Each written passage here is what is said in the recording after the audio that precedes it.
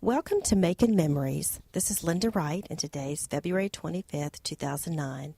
Today I'm here with Eloise Piccolo and Cathy Bach.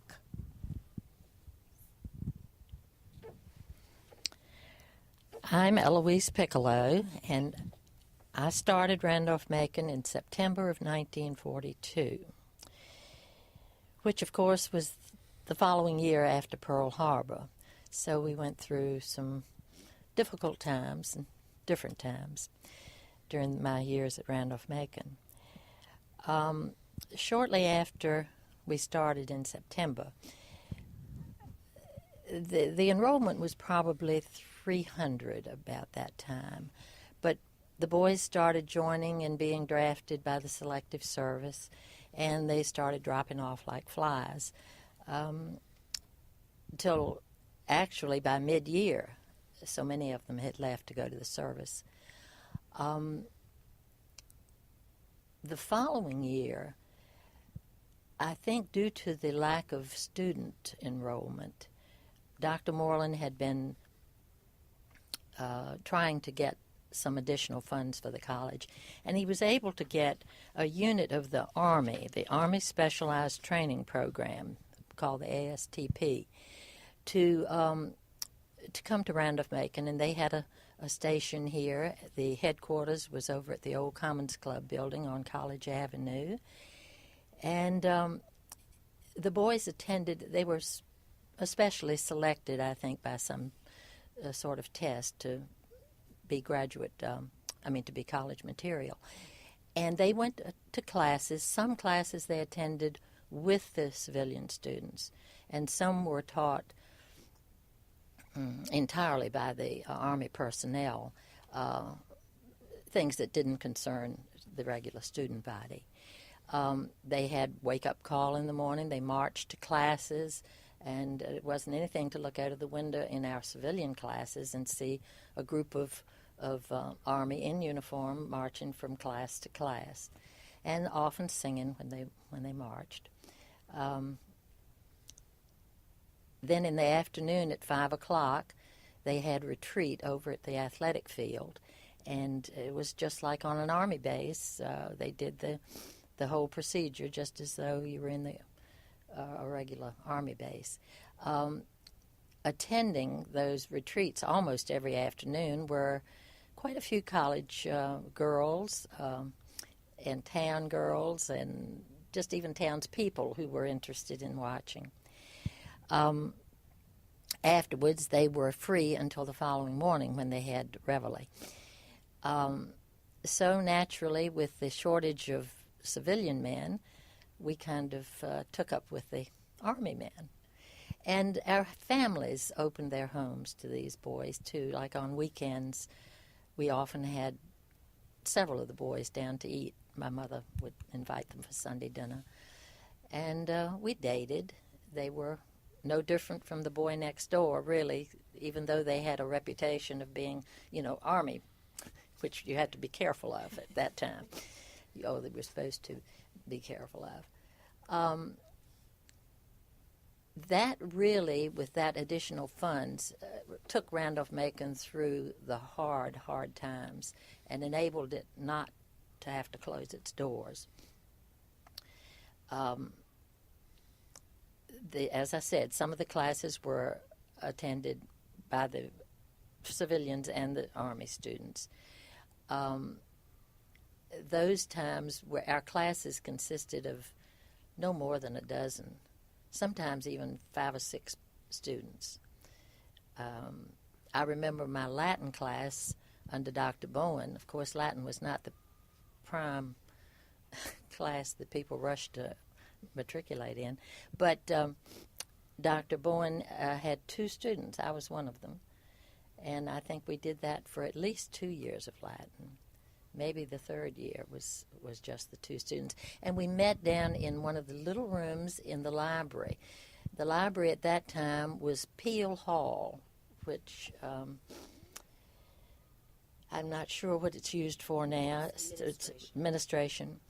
Well, we went into the little cubicle, which was about 6 by 6, lined with Dr. Bowen sat in one, and the two students in the other. And we went through many and many a Latin session in there. Dr. Boyne later, a few years later after I graduated, he had the misfortune to be killed by one of the trains here. He was riding his bicycle and ran into the train.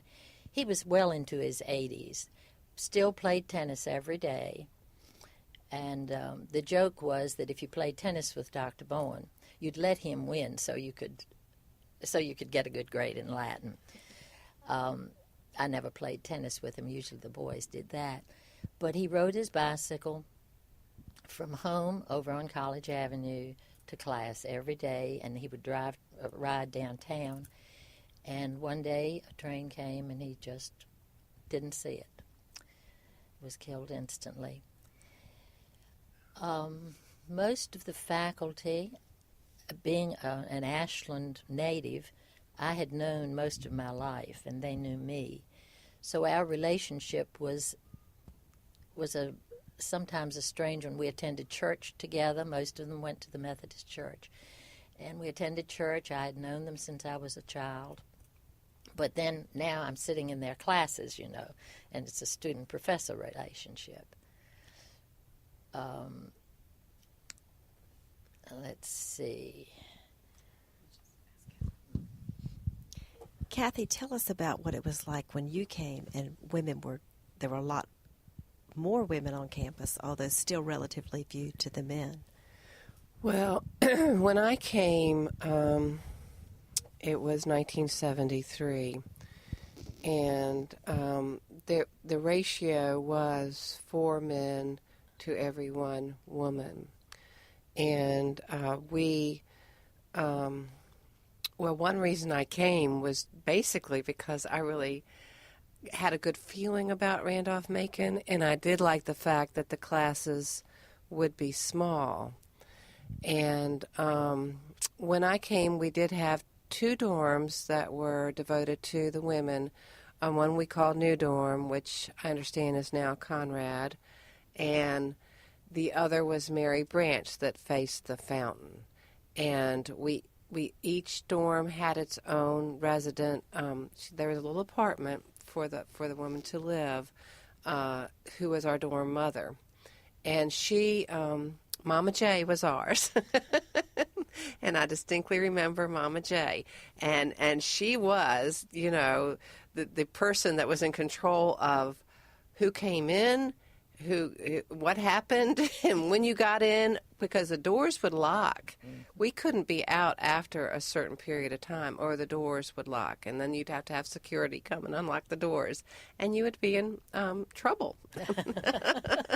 And if we had gentlemen callers, then she would call up on the intercom to let you know that the gentleman caller was on his way up, and so that you would be aware. And I'm trying to think. So we were pretty controlled, I suppose you could say. Our classes were larger at that point. There was only about 800 people, though, when I came. It was smaller than the high school that I went to. So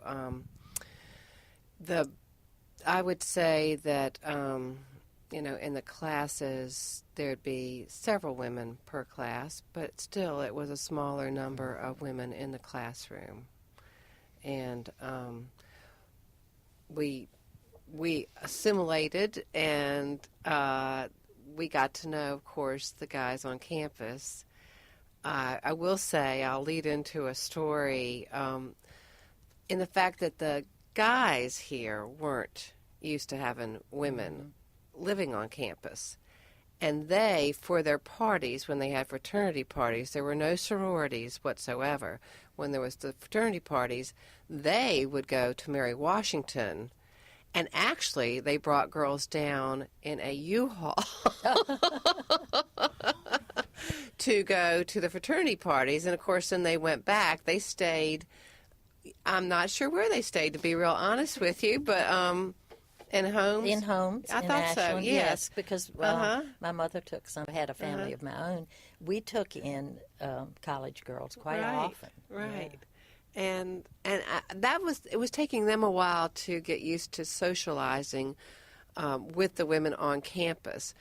And I think the best part for them was that they could see the girl that they were dating for the weekend and then go about their business during the week. So it's a little different when you're dating somebody and they're always there. So it was until after my freshman year that I really felt like that had become more of a flow and that we didn't see as many U-Hauls coming.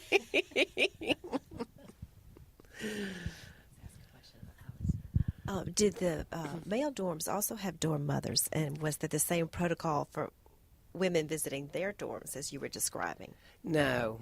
In fact, at that point, let me think. I can't think of what it was. Moreland dorm, which was across from us. No, they did not. But they still had the doors that would lock. They did have the doors that would lock.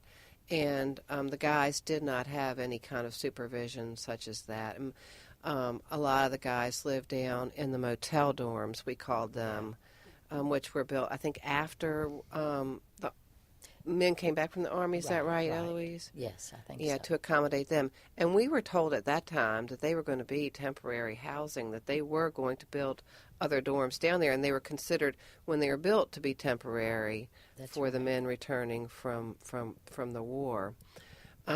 So they did not have any supervision. Many of those were apartments too that the married students returning from the war lived in. And there was still one back there that was an apartment we had several students that were married when we were here, but other than that, and a lot of most of the guys that I knew lived in the motel dorms, as we called them. And I did too. After my freshman year, then they decided that the motel dorms some of them would be men and some of them would be women. So after my freshman year, I did live down in the motel dorms. And at that point, no, we did not have. It was only my freshman year that we had that dorm mother. After that, that stopped, and the door's still locked, though. Of course, when I started in the early 40s, there were no resident girls, and that was early 70s, I think that started, right? 70 or 71? It was 72. It was 72. a class before me. Okay. Because we were allowed to attend Randolph-Macon if we were residents of Hanover County, and we were allowed to attend as day students. Of course, there were no dorm facilities at all for us. We lived at home, and we traveled back and forth. I rode my bicycle to 8 o'clock class many a morning. That's great. During the war years, when the male population you were describing had dwindled so much at the college, did a lot of women take up that opportunity, and did the college become, a predominantly female college at that time, or not?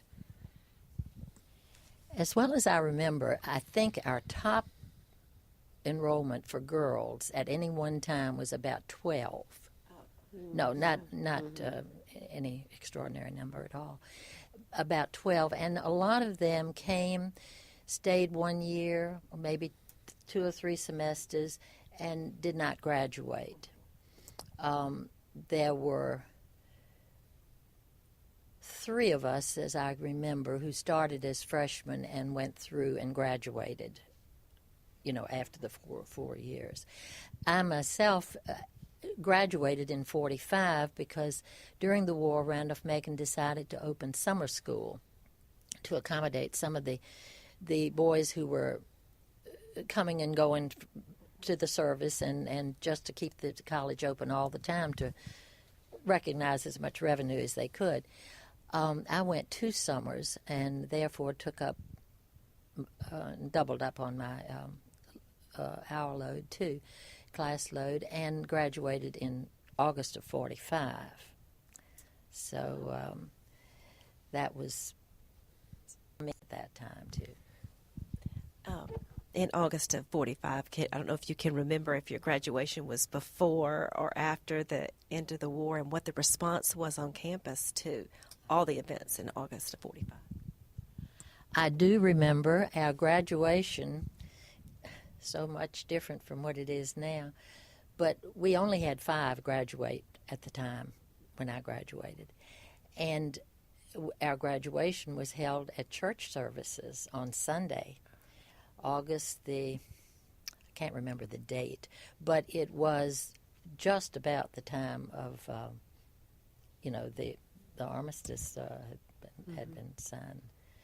So the war was very much a part of my college years. In fact, it encompassed the whole time I was in college, ended about the same time I graduated. But yes, Duncan Memorial Methodist Church at that time was on the second floor of the Duncan Memorial building. I don't know whether you have another name for that now or not. The chapel, the old chapel. Yeah, old chapel. Downstairs was where chapel was held, which was compulsory chapel. We had to attend chapel twice a week, Tuesdays and Thursdays at 10 o'clock. And it was not always, in fact, it was very seldom a religious service, but it was announcements, and it was just the way that the student body had to get together, because we didn't have any student center or Blackwell Auditorium or any of those buildings that came along later. But that was the time that professors made their announcements or talked about what was necessary, predominant on campus. And sometimes we had a program, maybe a pianist or a musical trio, something that would entertain you. But we had a half-hour compulsory chapel, and if you had so many cuts, I think it was 3 cuts, it was the same as 1 class cut. That's interesting. Because when I was here, the old chapel, that downstairs where you had chapel was the theater. Oh, it was. It was the theater. It was the theater for the college, and that's where we went to see the plays that the college put on. And upstairs were the art classrooms for and a music class. I took a music class up there. That's where the music room was, in the upstairs of the old chapel. Well, after the present Duncan Memorial Church was built, of course, the upstairs. In fact, that's where I was married, upstairs. Are in you the old kidding? chapel. Mm-hmm. How wonderful! Yes, I was married there. So that was 49. Yeah. So. And did you meet your husband at Randolph-Macon? Yes. Was he a student? You would like to tell us about that. Yes, I did. I had, of course, our main entertainment was fraternity parties on Saturday night. I mean, all the fraternities were still open at that time, and even though they were being dwindling down quite a bit in enrollment, but they always had their parties, and we would, depending on who we were dating at the time, we'd go to that fraternity house, and then usually maybe drop around at 1 or 2 other fraternity houses on Saturday night, but that was our main entertainment. And, of course, sometimes they got a little bit in trouble for being a little too raucous, or one of the boys misbehaved a little bit, and he was brought up on the carpet, but probably not as much as they misbehaved when I was there. Nothing to where what we call misbehaving at that time was probably having 1 beer too many, and making a sort of a fool of himself. But for the most part, everybody was well behaved and respected the girls very much.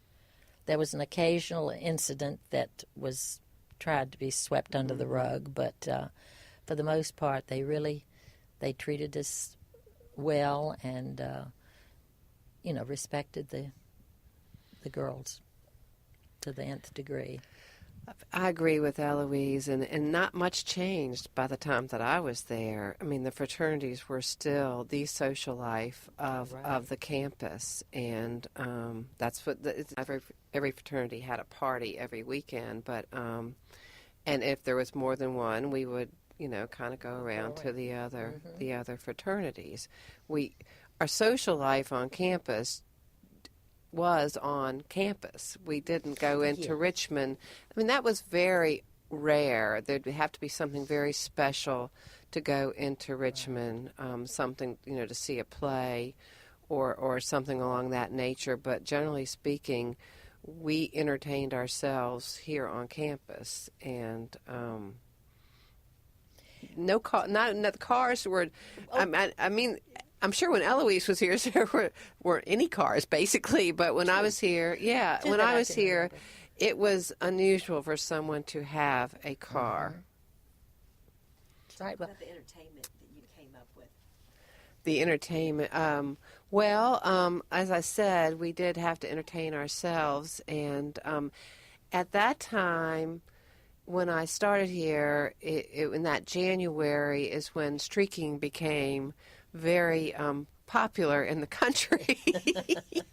And we had a heat wave of all things in January, and everybody would know this would happen. It was a lot of fun because everybody would kind of put their books aside, say about 8 o'clock at night, and they'd gather in the back of where New Dorm and Moreland and the back of Mary Branch, and be ready because we knew somebody would come streaking across that quadrant of the college, and they would have a brown paper bag on their head, and we did have both male and female streakers. So that really joined the campus together, I would say,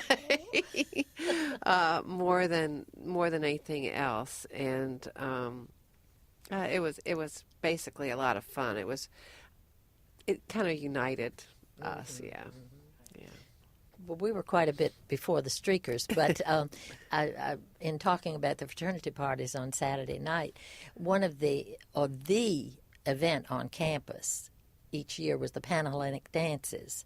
In the spring, I think they were usually around March, and all of the fraternities would join together, and there would be a huge dance. And I mean, we had name bands. I mean, they would pay just an enormous amount of money in that day, to have these bands. I know Tex Beneke came one time. Wow. I wish I could remember, because this thought just occurred to me, and I can't remember. I can see some of the others. I can't in my mind, but I can't call their names right now. But these were semi-nationally popular bands. And, of course, Tex Beneke became more popular after Glenn Miller was lost, in the war.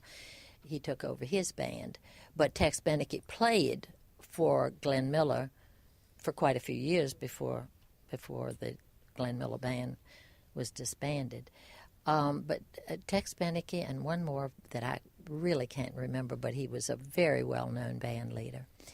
But we dressed up in our long gowns. There was a receiving line of all the powers that be of the college, and this was approved by the faculty and the administration, too. But it was a big deal. That was our big deal.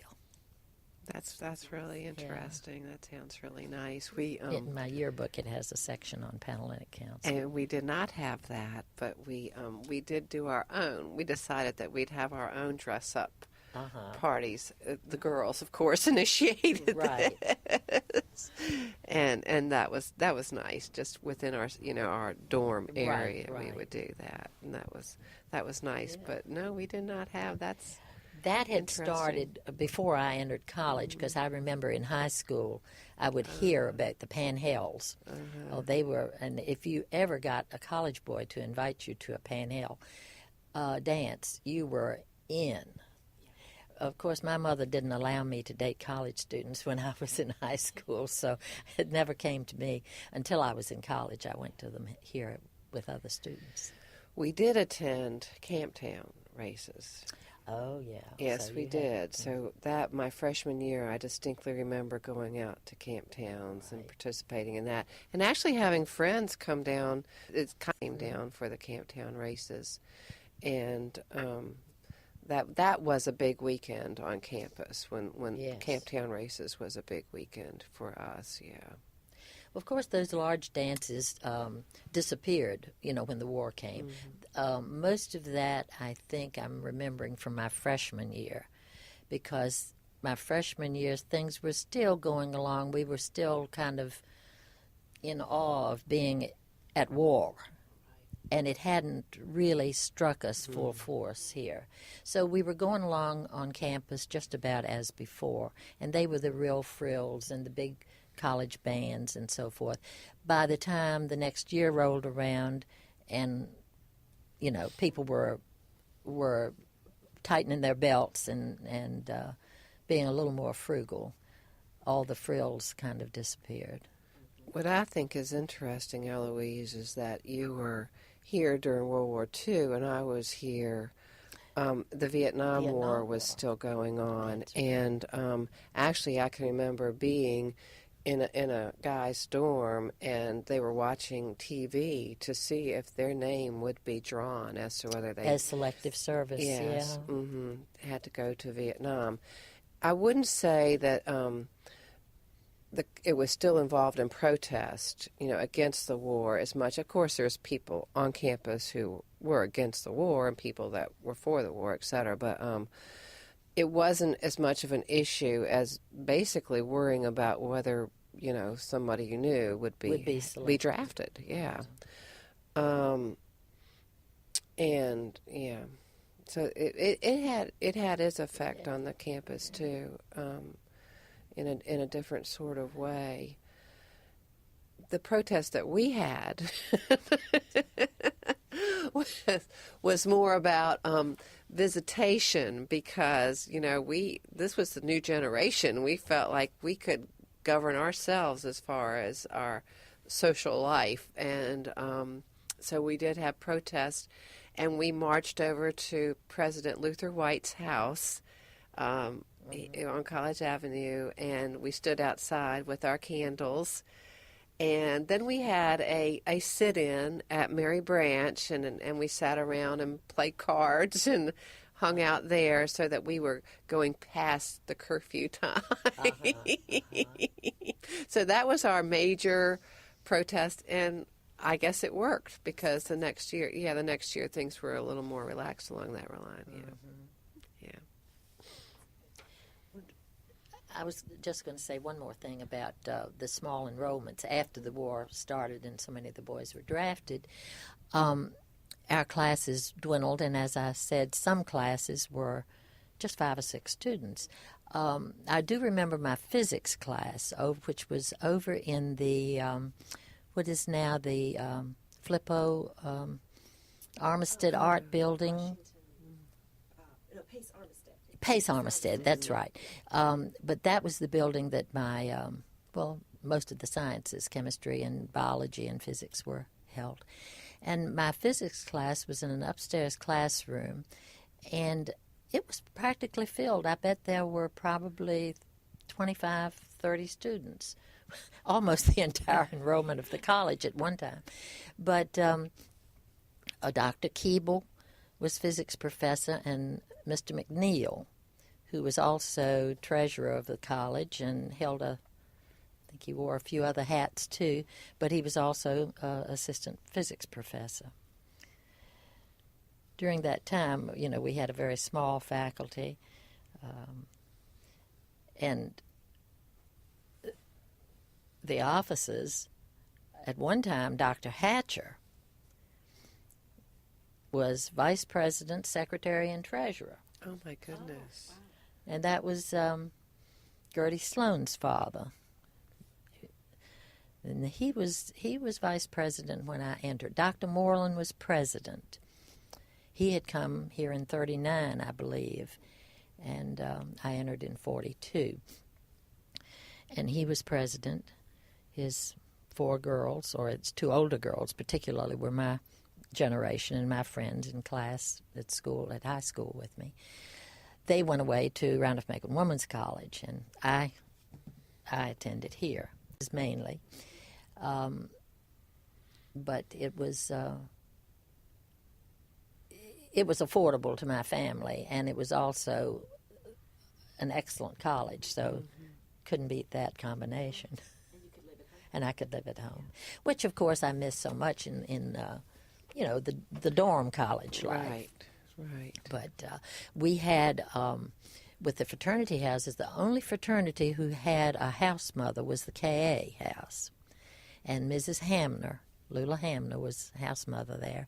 She had her bedroom just as you came in the side door. You'd always stop and speak to Miss Lula when you came to a party there on Saturday night. And those boys ate at the house, and they just lived completely at the house.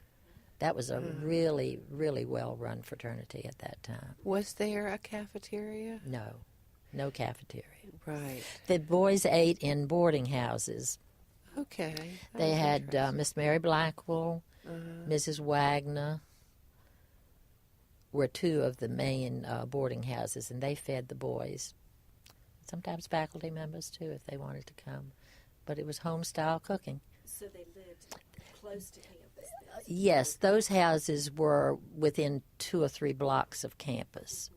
Mm-hmm. I think that's really interesting.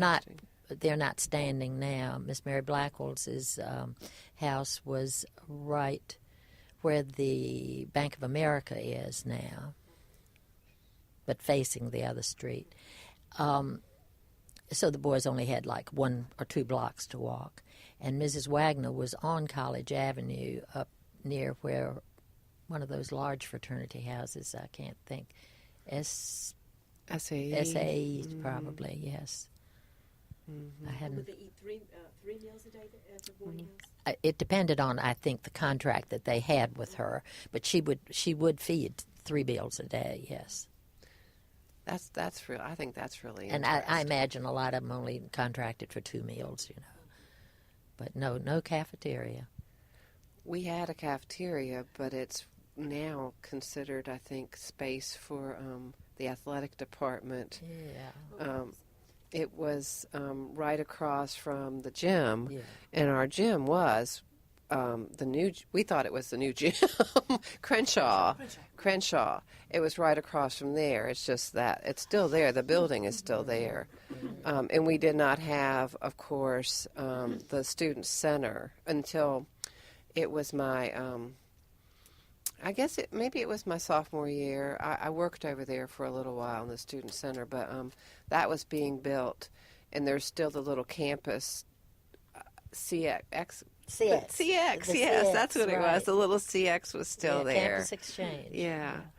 And behind New Dorm, there was the old science building. That's what I thought was interesting when you said physics was over where the art. Where the art building is now. Yeah, because that science building was right there, and that, of course, was done away with, and we were real upset when they decided to get rid of the old gym also, because that was one of the oldest gyms. Yeah, I'm sure Eloise remembers that, and that gym, they decided to take that down too, and we had our little mailboxes over there, and I regret to this day that I didn't save my mailbox when they decided not to use them anymore, but I still use that number for various, if I have to remember a number for something, that's the number, 1239.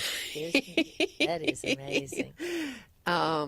And, it changed while I was here. A lot of things changed while I was here. But the gym at that point, Crenshaw was new, and then the old gym was on the other side of it. They just added Crenshaw to the side of the older gym, and anyway, it was it's kind of interesting to see it change. And the library was not this library at all. It was just it's part of this library now. This was added onto later on, and when I was here, it was just a simple 2-story building. I was at the circulation desk, and I did work under Flavia Owen, and it was a great experience. because just like at the library I work at now, you're almost like a bartender. People come up to the desk and they start talking to you and they're telling you stories, etc. So it was a really nice way to be involved with the college itself. And one of the things that stands out about that library in particular was that, and I wasn't there, but it was my freshman year, one of our students went on to become a Marine SEAL. So he was very sturdy, athletic, strong. And he jumped off the balcony in the library. And Mark was fine. He was fine. And then, I'll say his name, Bill Lahaki, he decided that he could do that too. And poor Bill, both his legs were broken. He had to go around in a wheelchair for a while. But that's what happened. And it's amazing to think that could actually take place. But it did. It did. Now, that library that you remember Yeah. was not here at all. All that section of Henry Street now, from where Duncan Memorial Church is all the way down to the athletic field, was lined with homes. Oh. And those houses, of course, were torn down. And even on the side across the street where the student lounge and, the fountain and all, they were homes too. And faculty lived in most of those homes. Dr. Bullington of the biology department lived there. Even Hugh Stevens, Hugh and Catherine, no, wait a minute, not Hugh.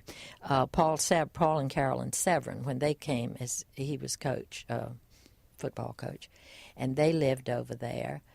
Dr. and Mrs. Keeble lived there, but it was mostly faculty homes. So the fountain wasn't there? Oh, no, then? no, the fountain. See, that was one of the things that actually drew me to the Was it? to No. the college. No, and the I think I may have mentioned Peel Hall as having been the library.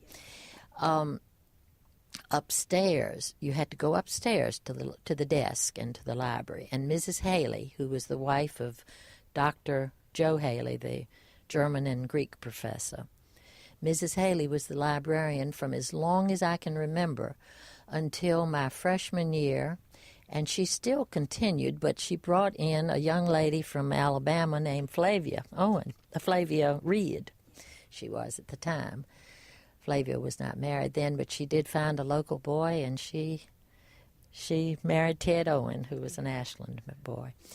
And she stayed here from 1942, until, I don't know her retirement date, but it was many, many years. 1984. Okay, she stayed here about 42 years then. And Eloise, I'm curious. I mean, your husband, you did meet him here? Yes, he had been in the Air Corps and a bombardier, and a very good friend of a student who had come down. He was from New Jersey, and Bob Herzog had come down from New Jersey to Randolph-Macon after the war. And they had grown up together, and he had written to my husband, and he said, "You've just got to come down to college," because the GI Bill was going on then. And Pickett, my husband, had started at Rutgers up in New Jersey, but did not want to go back there.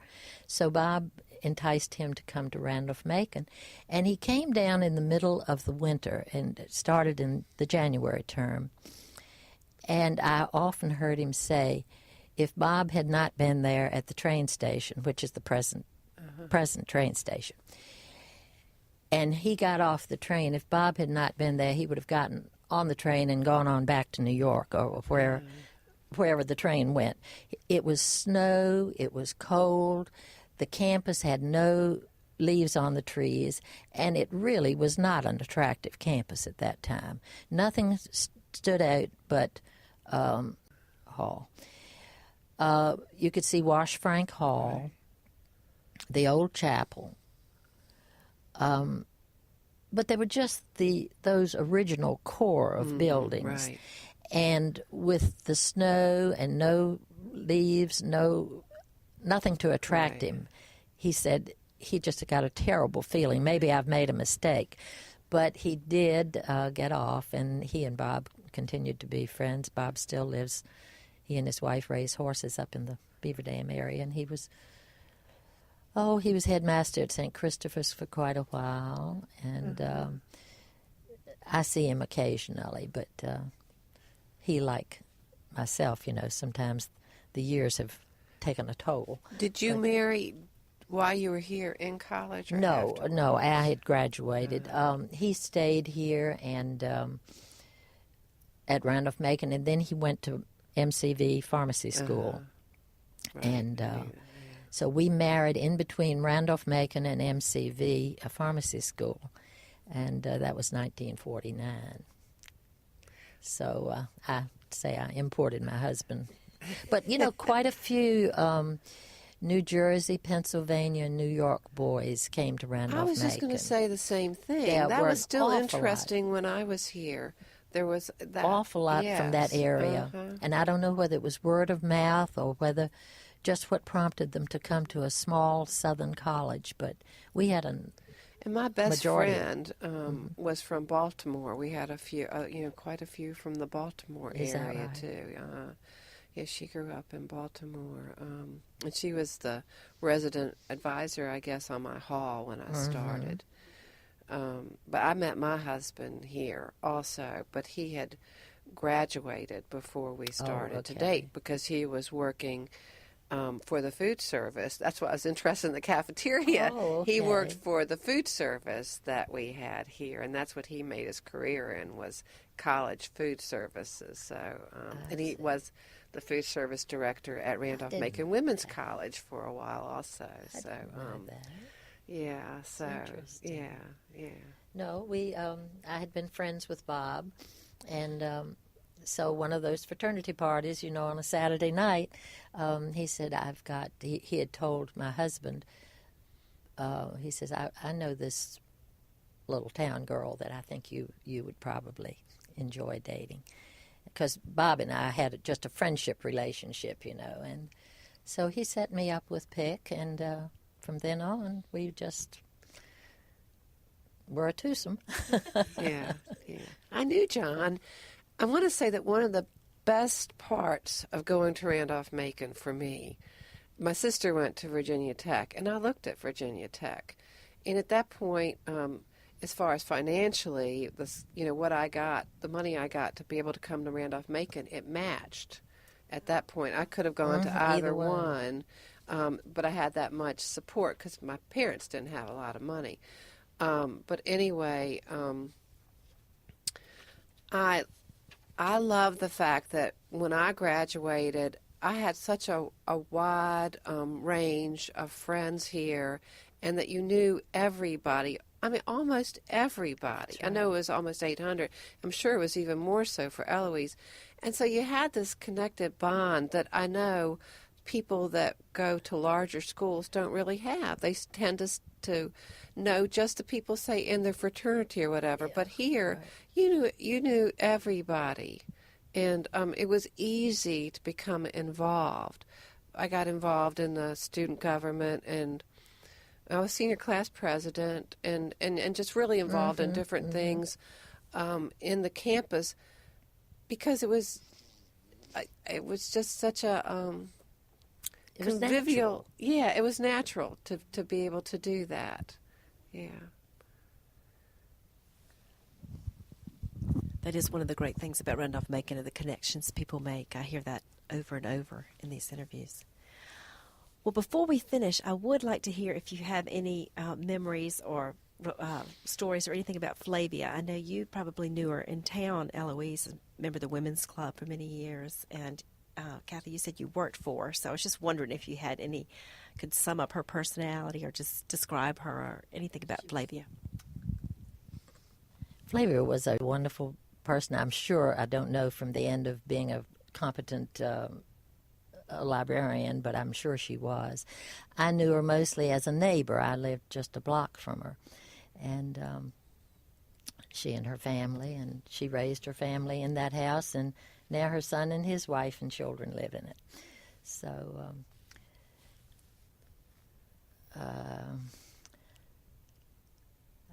I can't think of anything else really. Yeah. I did not know her personally. Just like say from the Washington Literary Society, Right. she helped out with that. I was an English major, so that was something that I was involved with, and she was friends of the Watsons, so I knew her from that aspect as far as the English connection there, and working with her. I didn't see her that much. I was at the circulation desk, and we had a separate person who ran that. But she was always just very, very warm and friendly when she would, when you would approach her or talk to her. And a lot of fun too. She had a really right. a unique sense of humor. Mm-hmm. My friend Arthur Staples probably knew her better. He worked in the archives department of the library at that point, and he actually was the nephew of the Chaplain Gibson, when we were here. Yeah.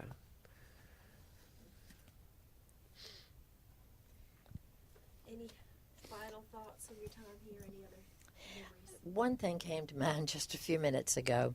In my English class with Dr. Stanford Webb, Dr. Webb was, and one more thing I must remember to say too, but I'll think of that after I tell you this.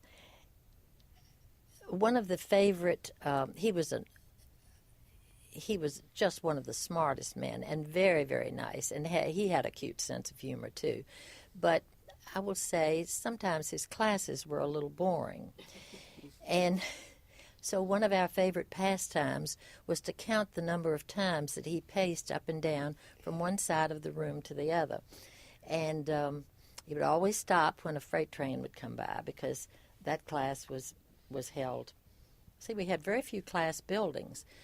That was held on, in also the Pace Armistead upstairs. And he would pace back and forth and back and forth. And I forget how many was my top number, but we counted those paces. Now, his wife, he had married a local lady. They married quite late in life. She was Pearl Woolfolk. And there is a painting, I think it's in upstairs in the dining hall, of Dr. and Mrs. Webb sitting at a table. It's a very light, pretty, uplifting picture. They're sitting at a table having breakfast or tea or something. But Mrs. Webb, and they never had any children. As I said, they married probably middle age at least in life.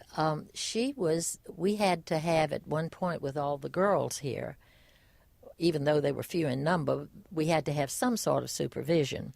So she was the headmistress of the little house that they had given over to the girls to, if you had an hour or two between classes, you could. Nice. It was one of the old fraternities that had closed during the war, and it was the old Phi Cap house, which was a wooden house on campus at the time, not Phi Cap. Lambda Chi house, maybe. Anyway, it was one of those three fraternity houses there. And we called it the skirt barn because obvious reasons. And we could go there in between classes, or if we just wanted to, if we weren't feeling well, to go just lie down on the sofa for a little while, or had a headache, or if we wanted to study. And so that was our little refuge. The only place we had to gather, because there was no central gathering place for any students.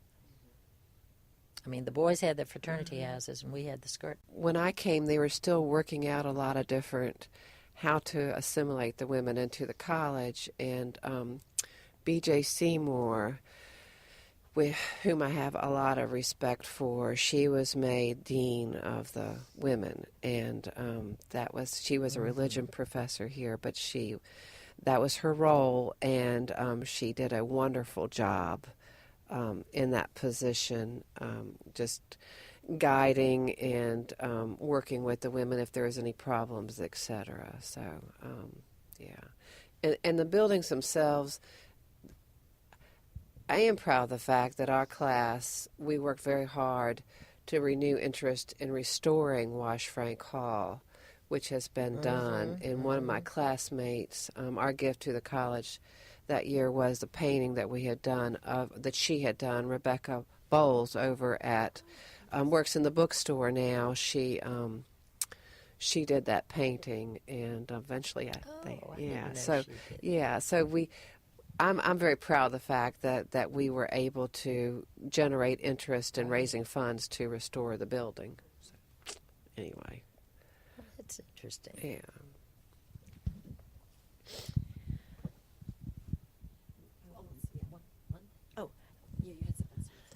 One thing I did not mention was, due to the small number in the classes, oftentimes the professors would take us outside and we'd hold class under a tree. Oh, that's nice. Especially the biology classes were held outside. But we would you'd find a professor out there sitting. We'd all be sitting on the ground, And, that's so idyllic. I know. But, the academic village, that's really great.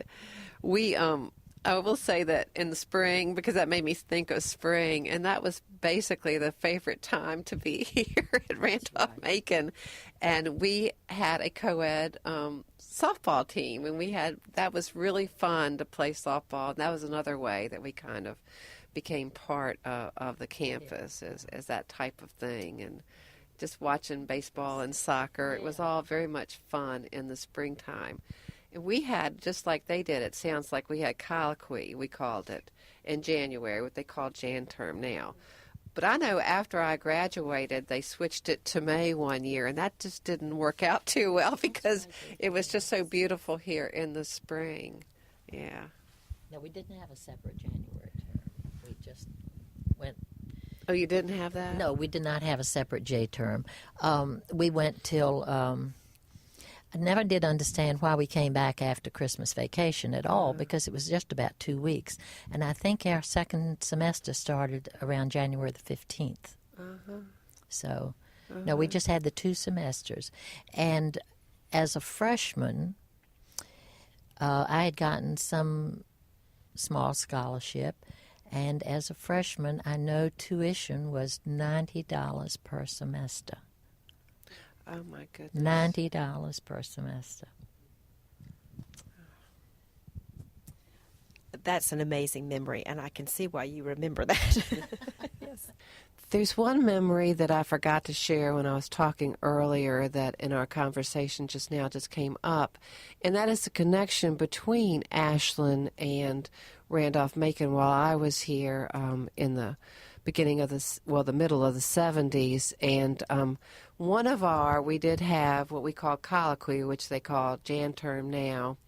My class was a mural class that Tom Porter, who is still a professor here, he was the instructor for the class, and we did a mural, which is still, I'm so proud to say, on the wall in Fox, and it should stay there forever, may I add.